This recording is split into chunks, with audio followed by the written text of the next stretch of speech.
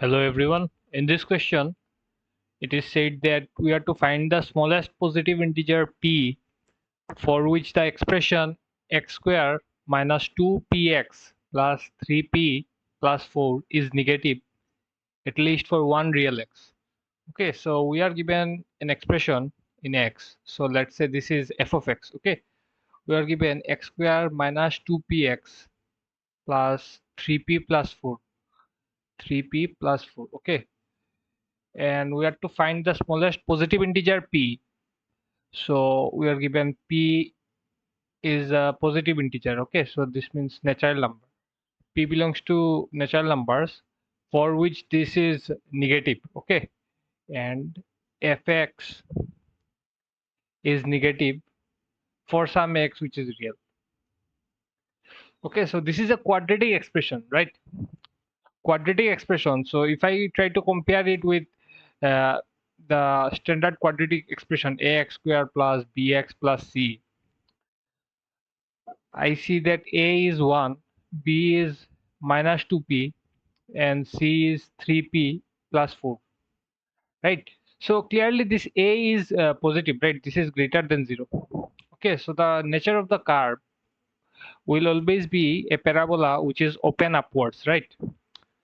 So we have to find the value of p for the case when this expression is negative, right? So there are three cases. Okay, there are three cases. Sorry.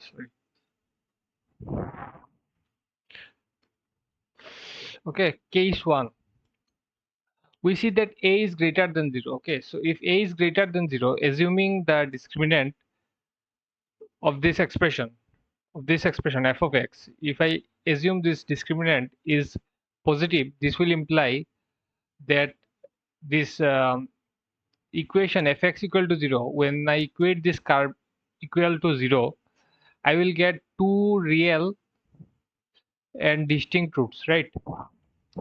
Distinct real roots. In this case, the curve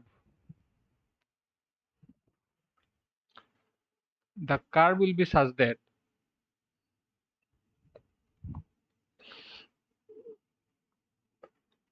it will intersect at exactly two distinct points, right? So here, if it is alpha, and here if I say it is beta, it is intersecting at two distinct points, right? So this happens when the discriminant is positive.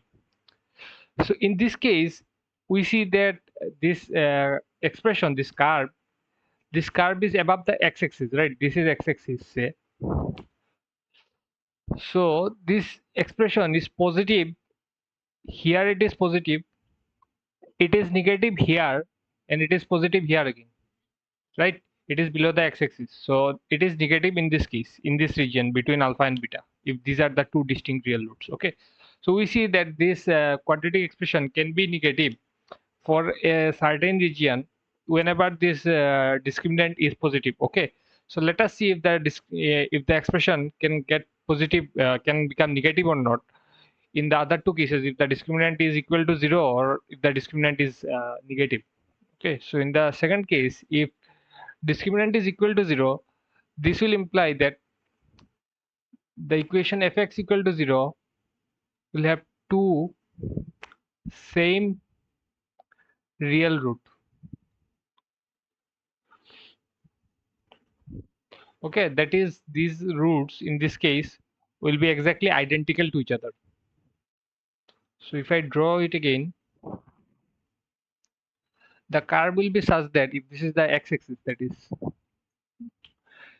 the curve will be such that it will intersect at exactly one point. Okay, let's say this is the point alpha. Okay, so we see that this curve is actually never going below the x-axis, right? It is only staying above the x-axis. It intersects at this singular point, and it is positive elsewhere. And at this point, at alpha, it is 0, right?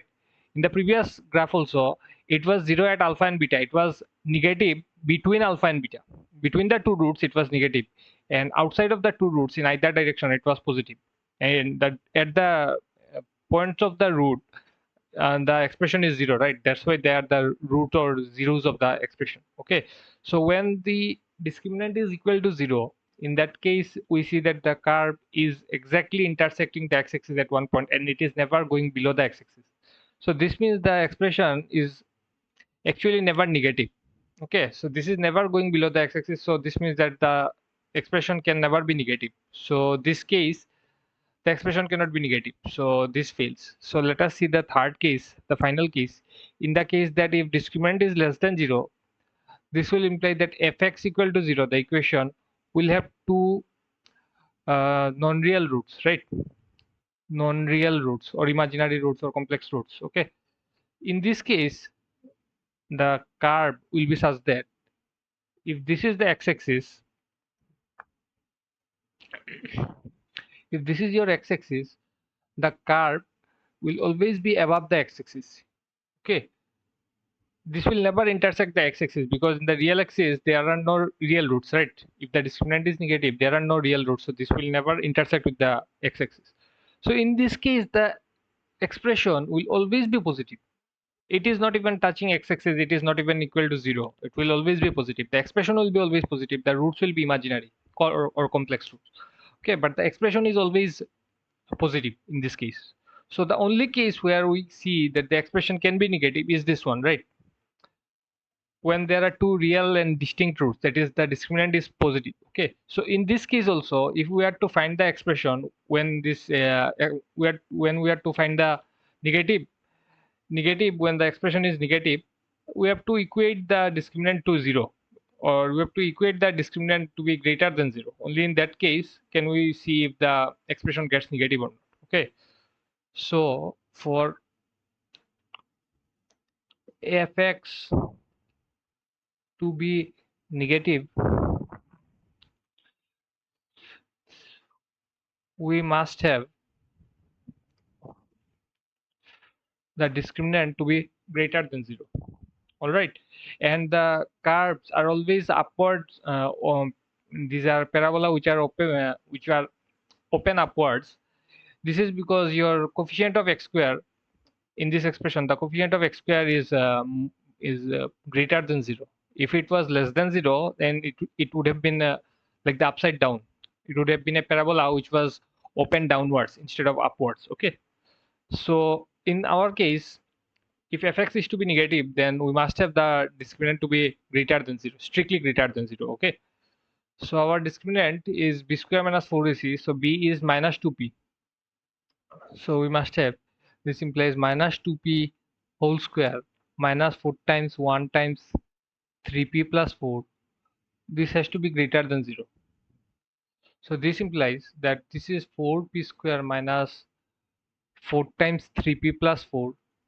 This is greater than 0. Okay, so if I take 4 common, this will become p square minus 3p and this minus 4. So this will be greater than 0. So if I divide both sides by 4, since it is a positive number, there will be no change in the sign of inequality.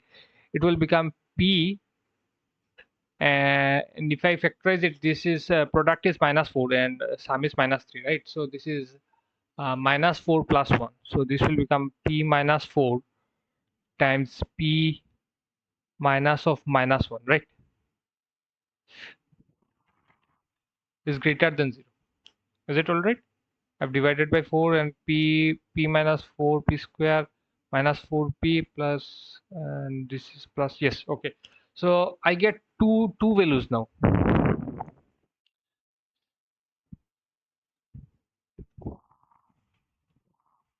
Okay, so if I write this as minus 1, assume it, and this as 4. Okay, and this is the number line.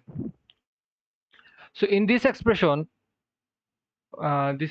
is p minus 4 times p plus 1 is greater than 0. Okay, so in this expression, if I put p equal to a value which is to the left of minus 1, let's say minus 2. Okay, if I plug this value here, I see the first term is minus 2 minus 4, right? So this becomes minus 6, and minus 2 plus 1 is minus 1. Okay, so the product is negative times negative, so this is positive, right? So I get a positive number if I go to the left of minus 1. Now if I take a number in between minus 1 and 4, let's say p equal to 0. Okay, this is p equal to This is p equal to minus 2. If I take p equal to 0, then this will become 0 minus 4 is minus 4 times 0 plus 1 is 1. So the product now becomes negative. Okay, so the value of this expression is negative whenever I take any value in between minus 1 and 4. And if I take the value which is to the right of 4, let's say if I take 5, p equal to 5, then this product will become 5 minus 4. So this is 1 and 5 plus 1 is 6, right? So this product is again positive. Okay, so this product is again positive if I go to the right of 4. So in our case, we were to find that the product is positive, right? We have to find the values of p for which the product is positive. So this will imply that either p is to the left of minus 1, that is from minus infinity to minus 1, and it is strictly greater than 0, so this minus 1 is excluded, or to the right of 4. Okay, so this union 4 to infinity. Okay, so this is the interval range of p. Okay, now we are given that p is a natural number and we have to find the smallest positive integer for which the expression is negative, right? So in this case, the smallest positive integer, see these are all negative integers, right? The only positive integer starts from 4 to the right of, okay, and 4 is excluded. So this implies for the given criteria, the next smallest integer has to be p equal to 5, right? P right, 5 lies to the right of 4, and since 4 is excluded, the next smallest positive integer has to be 5, right?